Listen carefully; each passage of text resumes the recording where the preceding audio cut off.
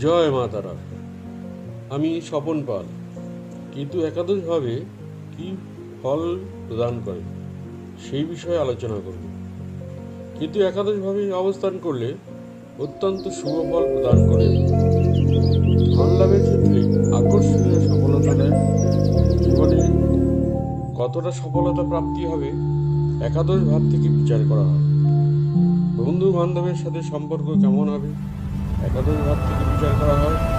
কেতু একাদশ ভাবে থাকলে জাতকের বন্ধু সংখ্যা যারা থাকবে তারা প্রকৃত বন্ধু হবে।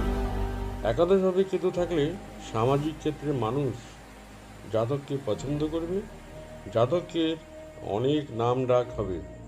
একাদশ ভাবে কেতু থাকলে পরিবার পরিজনের সাথে সুসম্পর্ক থাকবে। একাদশ ভাবে কেতু জাতককে একটি আকর্ষণীয় ব্যক্তিত্ব দেবে। জাতকের আয়ের অনেক উৎস থাকবে। জাতক একটি বড় বাড়িতে বসবাস করবে। জাতক উচ্চ মানের জামা কাপড় পরতে পছন্দ করবে। জাতক একজন সৌভাগ্যবান ব্যক্তি হবে। শত্রুরা জাতকের ক্ষতি করতে চাইলেও ক্ষতি করতে পারবে। কেতু যেহেতু নৈসর্গিক অশুভ গ্রহ, সেই কারণে কিছু কিছু ক্ষেত্রে খারাপ ফলও দেবে।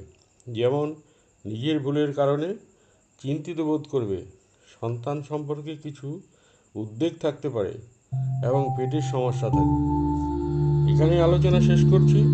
আলোচনা যদি ভালো লাগে সাবস্ক্রাইব করে লাইক দিতে ভুলবেন না। ধন্যবাদ।